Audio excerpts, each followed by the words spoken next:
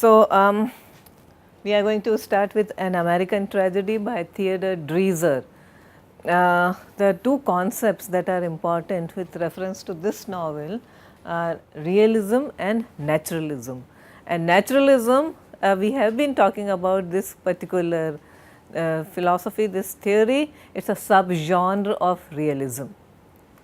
So, there is realism and many a time people get confused. They think that it is one and the same thing, but it is definitely not. Realism is something else, and what is realism? Being true to life. So, that means realism has no space for things like fantasy. Okay, realism has no place for things like magic, and those were the, so in that context we can say Jane Austen is a realist. Yes, please. Saying something? Yeah. George Eliot is a realist now. Okay. So, these are the realists of all time. Thackeray and Dickens, the great Victorian novelists, they are realists. So, real in terms of what? Real life characters. So, there are no fairies or magicians or wizards here. So, these are, he is talking about the real people in real society in actual locations. So, you have Thackeray's London, you have Dickens' London, and you have Jane Austen's England. Usually we call Jane Austen presenting as a slice of life. Okay, so, being and the concept of verisimilitude, which you are very familiar with, right, a slice of life. This is what, and she is an ivory tower realist, she lives in her own little world. We have seen someone else recently, Henry James, who is again an ivory tower kind of a novelist. He also portrays a small section of society, just like Jane Austen. So, these are the kinds of people, except the major difference that we had talked about in Jane Austen and Henry James is that Henry James usually delves deep into the psychological aspects of his characters. Jane Austen just scratches the surface and it does not probe to that extent, otherwise they are quite similar. So, that is realism for you. Now, coming to naturalism, this is a European import. We generally associate people such as Émile Zola and Claude Bernard. So, these are the precursors of this entire idea, this entire movement of naturalism. I am very sure that you have come across the term La Roma Experimental, the experimental novel by, it's a work by Émile Zola. Okay. And in the same context, he talks about how novel can be enriched as a genre if it has, if there are experimentations, then experimentation by way of plot, character and setting. This is what we have been doing so far in our course. So, plot, character, focus on plot, character, setting, and talking about naturalism. Émile Zola gives us a very famous term, that is the human beast, la bête humaine, a French term, la bête humaine, and you all know the human beast. Now, have you ever seen an animal in his natural surrounding, not like your pet animal or the animal that you keep in a cage? Have you ever seen a real animal in its real surroundings? Give me example. A monkey. So, that is a real animal in real actual surroundings, that is what you have seen at close quarters. Fine. How does it behave? How do a group of monkeys behave in their natural surrounding? They are very territorial, of course, and do you think they have a tendency to give way to their natural urges?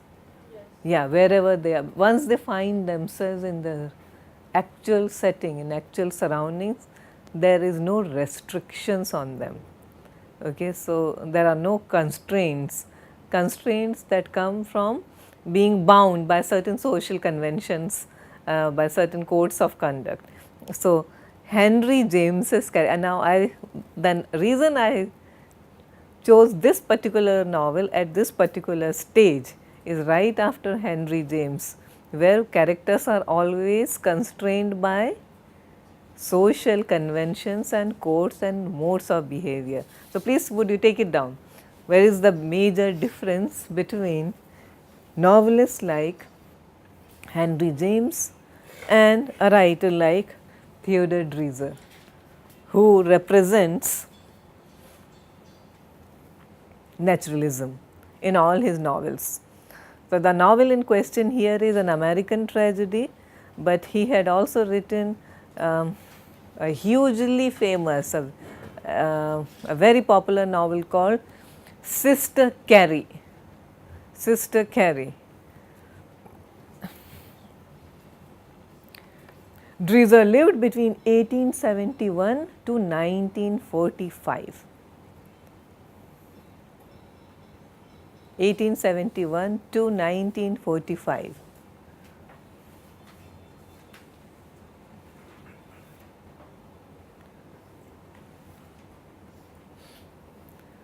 Now, when I give you these dates, what are the things that come to your mind in American context?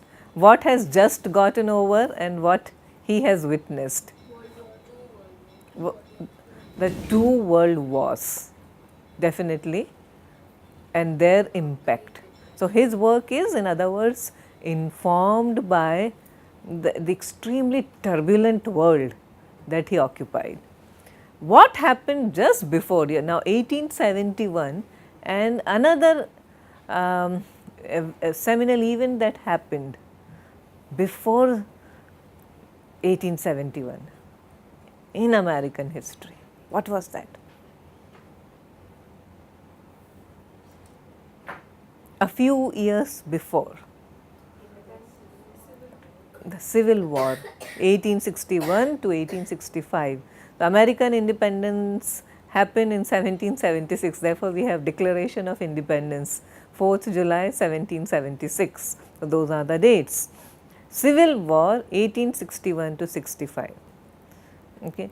So, all these, so his characters are informed by these major upheavals in civilization, in the human history. Any comments here? So, what kind, then tell me what kind of a novelist and what kind of a novel are you expecting? Because no point in just getting into the novel that this is an American tragedy. You see, tragedies are right there in the title of the novel. So, this has got to be a tragedy. I mean, he is not being very ironic about it. He is being very straightforward. This is an American tragedy. Okay, so what are these? I have talked about the three major tumultuous events in American history. How would these events shape his output? Cynicism, yes.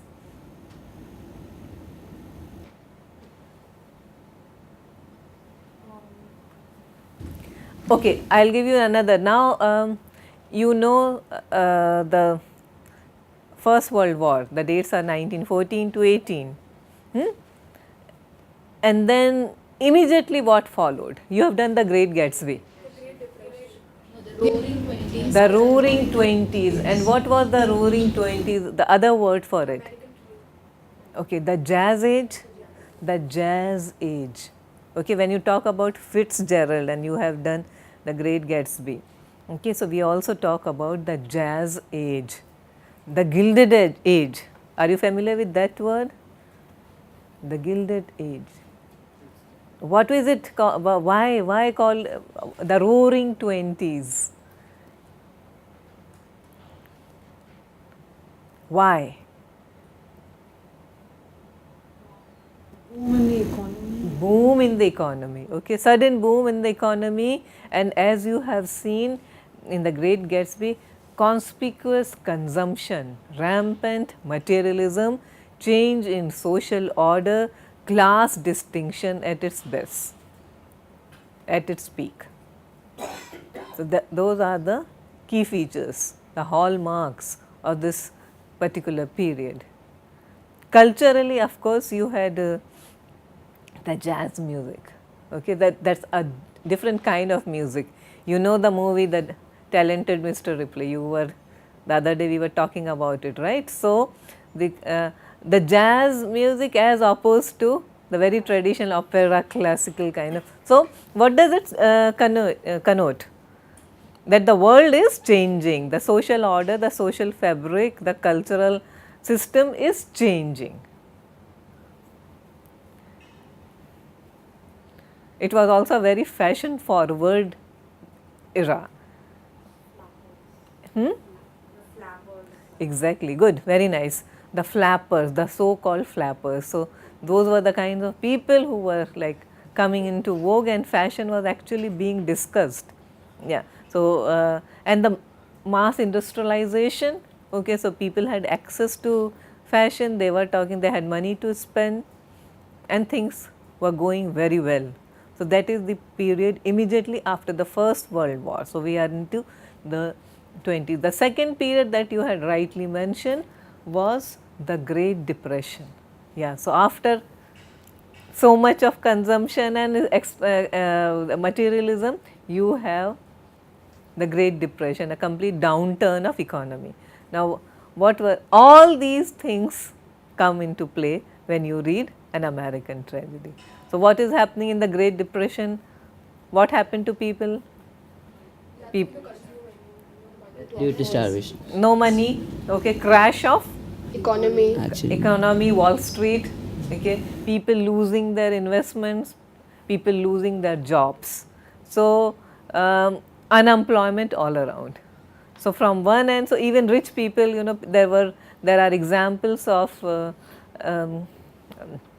Wall Street bankers jumping off the Wall Street and committing suicide because they have lost everyone's money, okay, because of misguided. We have recently seen such a scenario in recent times also, okay, the Lehman Brothers, yeah, okay, but so similar situation when people lost money and from one end, you know, one moment they have everything and then next moment they have nothing. So, lifetimes of savings and investments just gone. Okay, so, all these things come to inform An American Tragedy. Therefore, it is a mammoth novel. Okay, it is a huge novel, as you can see by the sheer size of it, and Dreiser is interested in all these things. Now, we will come to the tragedy part of it, but we were talking about naturalism and we were talking about the human beast. Now, Émile Zola gives us a term, the French naturalist Émile Zola, he gives us a term called the human beast. And we have also talked about a human beast when we talk about the human beast, and when we talk about animals living in their natural surroundings, we talk about animals giving in to their natural urges. Now, when we talk about humans behaving like beasts and giving in to their natural urges, what do you think? This is what the novel is all about. What happens when human beings behave like? That's also influenced by the Second World War, where we saw so much cruelty. Yeah. So that might be a reaction to the Second World War. Okay, reaction to the Second World War, definitely, but the novel was published in 1925. Okay, so yeah, so my question is, how did this formula of man being a human beast come? What are the features? If you anarchy, okay, social order, so disruption in social order. What are the other things when men give in to his natural urges? Greed, betrayal, okay, and also Charles Darwin, who gave us the theory of survival of the fittest. So, when human beast takes over, it is all about the survival of the fittest, and this is another major theme of this novel. survival of the fittest. So, you do not find that in Henry James, which is so psychological, which is so interior. Here it is man in society. Okay, there you have man versus himself, right? People at conflicts with themselves. In Isabel, there is lot of internal conflicts. Okay, there are certain beliefs, principles, ideals that she upholds. We have been talking about that. Okay, so she is not at war with the society around her, is she? No. Okay, we do not find characters at war. Even Gilbert Osmond is very happy. Okay, she picked him. Okay, so that was her problem, and therefore she is ready to take the consequences of it. Okay, he may have had made his moves on her, but then she fell for him and she took the bait, and she also disregarded everybody's advice. So, it is not one man pitted against the society. Here in naturalism we find individual and in a society and how he responds to it, and usually we see a very ugly, very beastly picture of mankind. So, there are no redeeming features in people, in human beings in a naturalistic novel. Can you give me examples of other naturalistic works? Anything that you have read? Good. Miss Julie is a play, any novel. Okay, and why do you think that it's naturalist? It described a pastoral. No, that's It describes the feudal society which still exists in some places. And why do you think that you have the so-called human beasts in that novel? Yes. Okay, and what do those beasts do? I am just trying to get your perspective on this. What do you understand that there are human? So, if you say you have read something which is naturalistic, then my question is, what were the characters like? The main character is, I think, an 8-year-old boy or an 11-year-old boy. Okay. And Give me adjectives, don't tell me the entire plot, we don't have time, yeah. so he's treated with unthinkable cruelty. Okay. By his masters. So I think that was, and that's a major theme throughout the novel, how the child servants are treated by the feudal And lords. there's no mincing words, there's a lot of reference to like human excreta and Human urges and yeah, and yeah. like he has to like one of the boys has to clean his master's So, shit. yeah, so bodies, okay, so bodies and bodies at their grossest, okay. So, all those things are present in great and described in great detail in a naturalistic novel.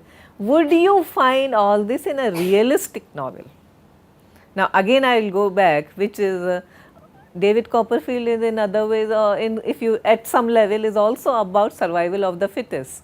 Many children would have died out of that cruelty that Oliver Twist is subjected to, okay, or David Copperfield is subjected to, or the crazy Miss Havisham in Great Expectations, and you have Pip who is treated, who is just tossed around from one place to another, and yeah, so very realistic, and London is very real in Charles Dickens. He had gone through all those turmoils and hardships when he was a child.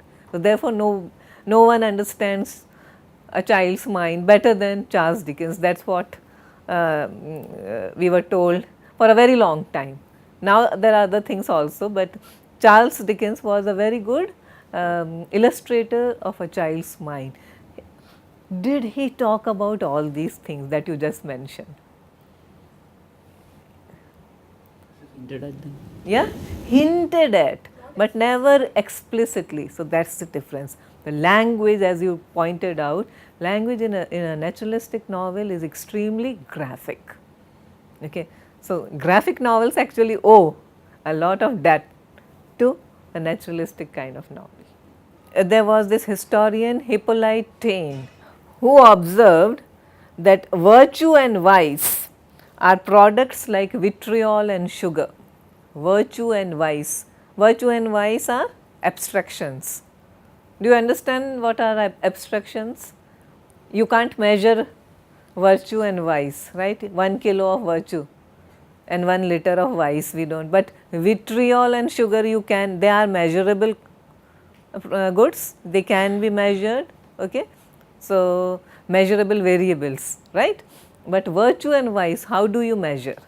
So, virtue and vice are products like vitriol and sugar.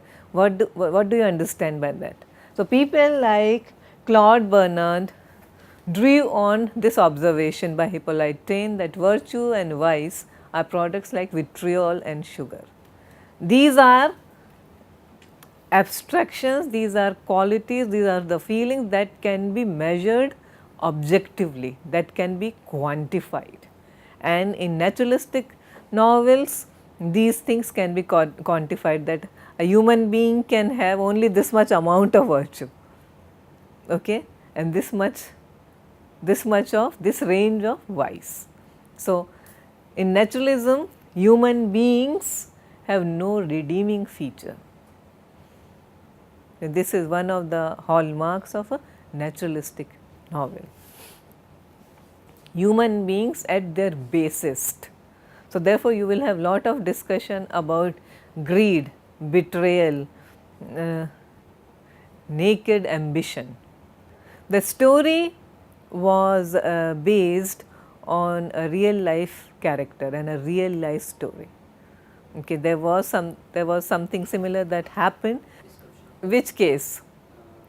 A real life murder that took place in 1906. A charming young social climber who killed his pregnant young girlfriend in order to romance a rich girl who had begun to notice him. So, a charming young social climber. So, this was the real person. Okay. So, this case actually happened.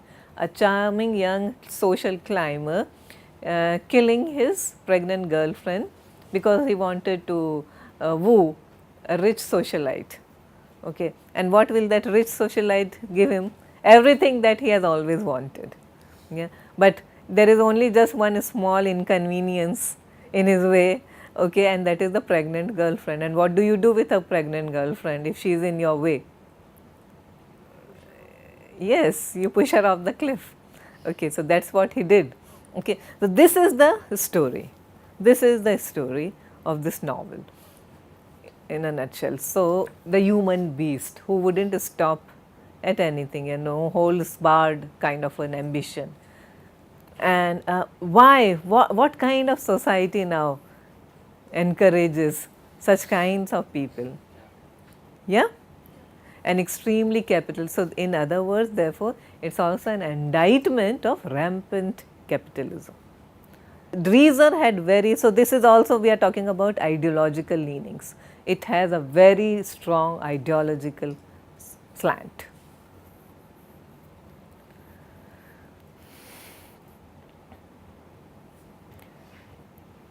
Still, the rich, and this is the beauty of Dreiser now, the rich are not heartless villains. Generally, in Dickens you will find all the people who are wealthy and industrial, they are cruel. Okay, they are the feudal lord, the feudal master, that is what you were talking about. Here it is the poor boy who embodies all these vices. Okay. He is the one who is heartless, he is the one who nobody tells him to. Actually, the rich people in this novel are quite indulgent of him. Okay, they know that he is a poor boy, a poor hanger-on. They indulge him. They take him along. Okay, just like your Ripley. Okay, in spite of knowing the fact, the truth that he is not really rich, Dicky takes him along. Why?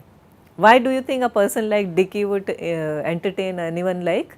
Dicky sees him through. I mean, he understands that he is not, of course, he never went to Princeton, he is just a poseur, he is trying to be one of them. But anyway, he and Ripley and Dicky end up becoming friends for some time. Why do you think anyone like Dicky would entertain someone like Ripley? Yes? A change in social scene. Okay, he is an amusing company. He is, yeah, he looks up to him. So why not? That flatters his ego, that massages his ego for, that's the real. So our hero in this novel is also invited to all these parties. He has a rich uncle, a super rich kind of an uncle, almost like the that elderly couple that you see in the Talented Ripley, Mr. Ripley, that who are extremely rich. Money is not an issue with this family at all. They have houses all over the place. They have factories all over the place. What they want is this kind of a family feeling, and our hero, Clyde Griffith, okay, he is one of their poor relations. You know what, who is a poor relation? One of our poor cousins coming from the backwaters, and we keep him in our house, our homes for a while, show him around, take him to, where will you take your poor cousin? A country bumpkin.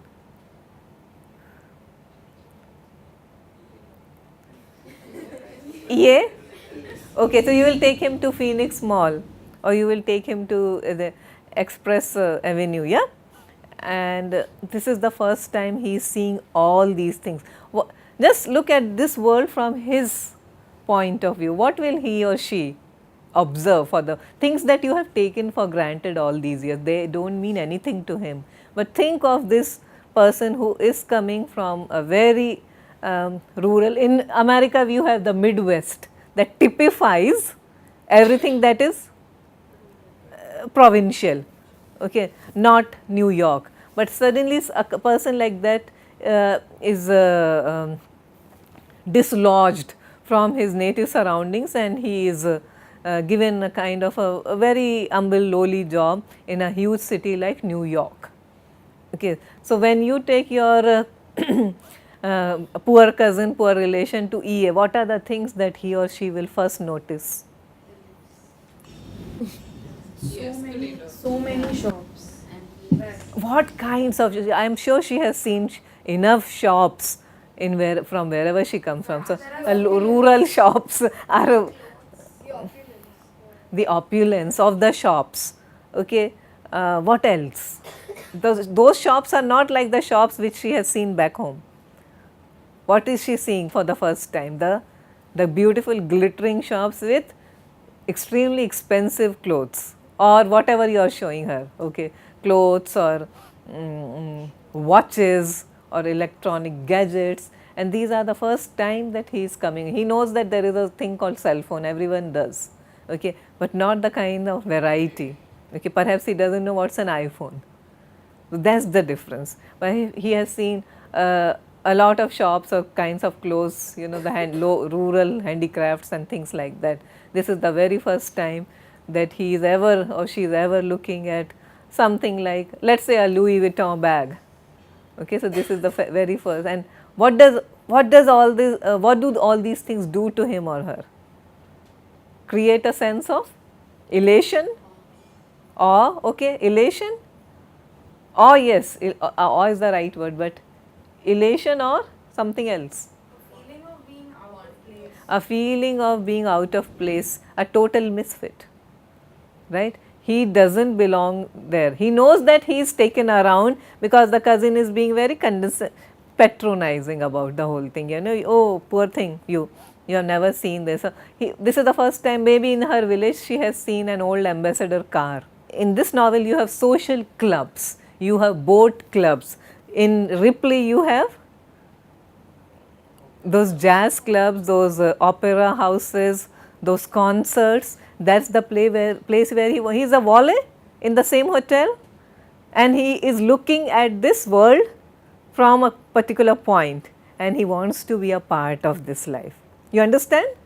Okay. This also, this misfit, poor misfit who is never given an entry, but you have given him an entry point.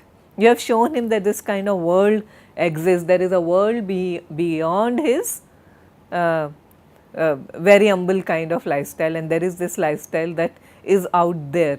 What will he or she try to do? If she is sensible, she will try to work her way up. If she wants to join this lifestyle, if she is not, then she will try to use someone to work. And in In all naturalistic novels and particularly in American tragedy, our hero finds a family, his very wealthy relations, his very wealthy cousin and uncle who take him in. Okay, they give him a job, they make him an assistant manager's kind of job, give him an assistant manager's job in one of their many factories. And he sees himself there, he is not satisfied. Okay, why am I not one of them? Why am I the poor relation? Okay, I know I am invited to all their parties, but can I stand? Can I rub shoulders with these people? Where are my good clothes? Okay, so when I go to them, I am still wearing that same old jacket which I have been wearing for all these parties. How do I mingle with these people? So I have to, the only way out for me is to marry rich. Okay, but then it's not just about marrying rich. On the way, he finds this very poor factory girl. There are people, the anthropological types of researchers, they have written books on factory girls. These were very poor girls. They would also come from rural areas in America. We are talking about the time immediately after the Great Depression. So their fathers, their brothers, they have all lost jobs. So they know that in New York they will get something to do. So they would be hired as very lowly workers in all these big factories and shops. They would be shop assistants and this and that, and they would start earnings, helping their families back home. That's what the girl here does, Roberta. Okay, the girl that he sort of he befriends in the meantime before he finds the rich girl who can just make him do that quantum leap, social leap. Now we are talking about naturalism here. So what happens when a boy like this meets a girl like that, both young and alone in a big city?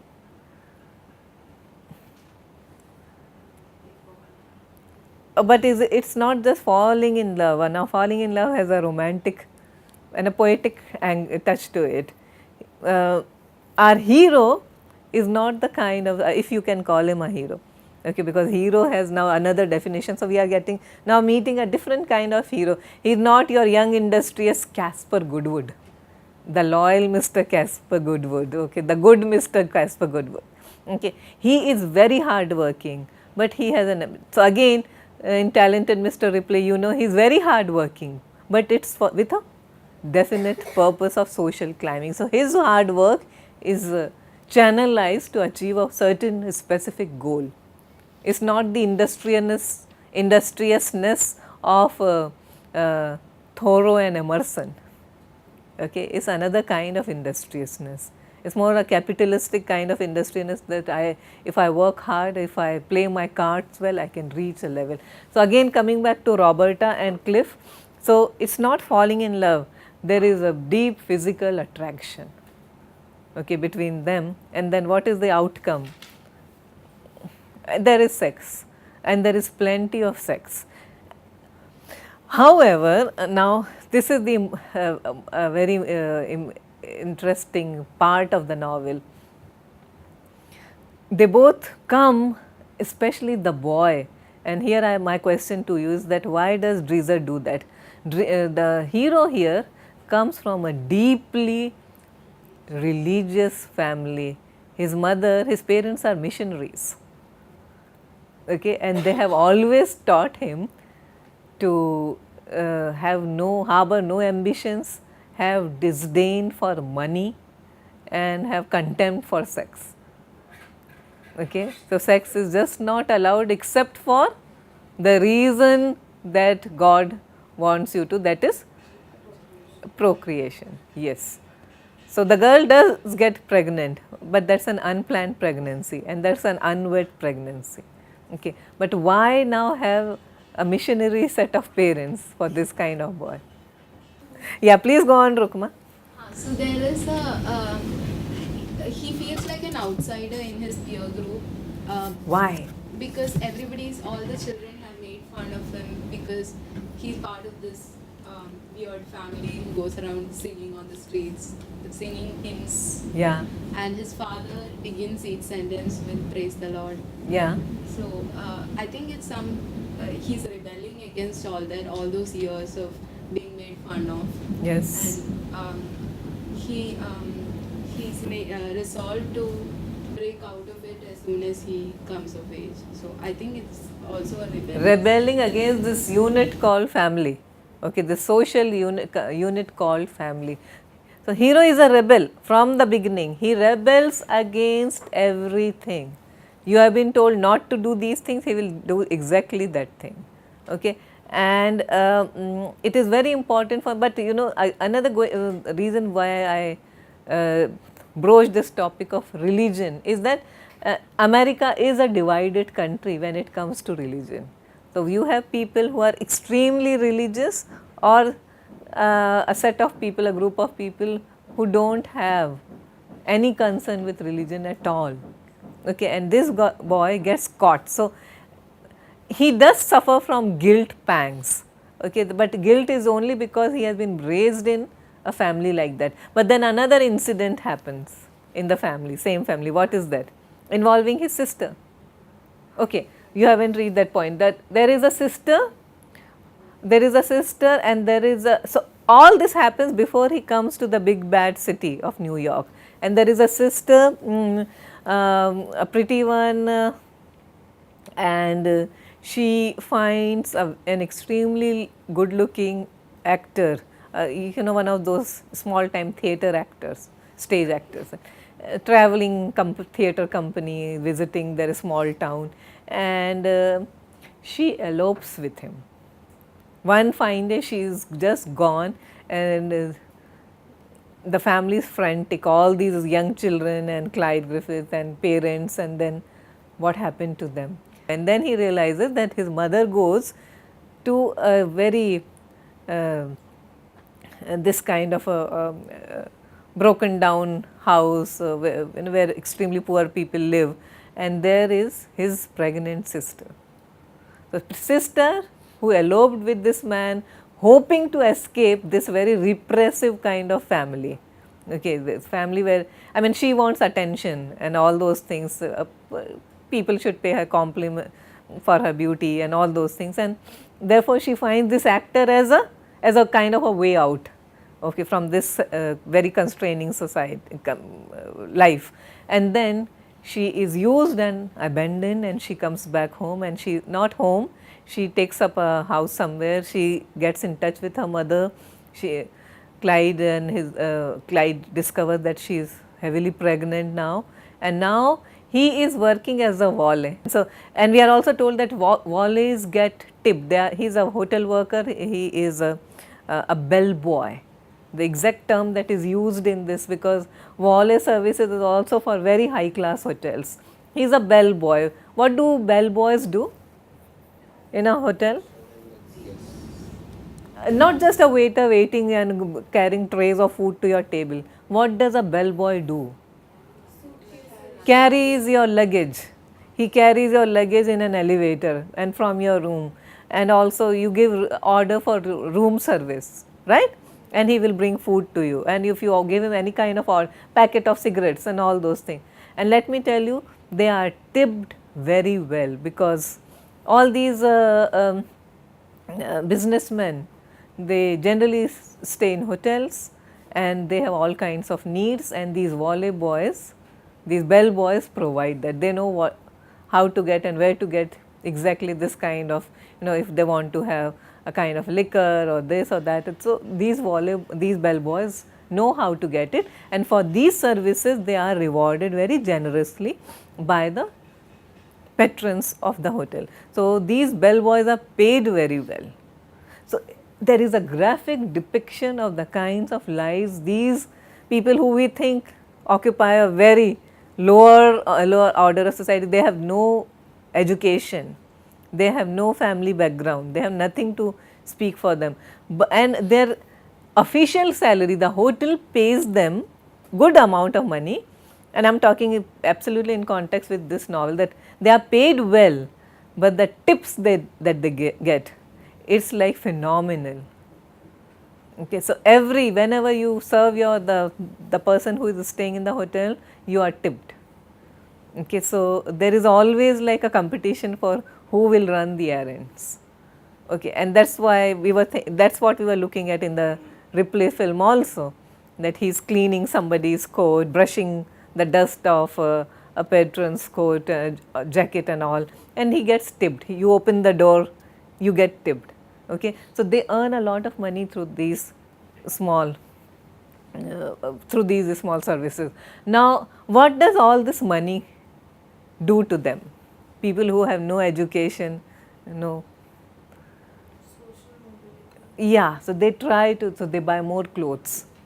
Okay, that's all they can do. And if they can save enough, then they can also buy a motorbike.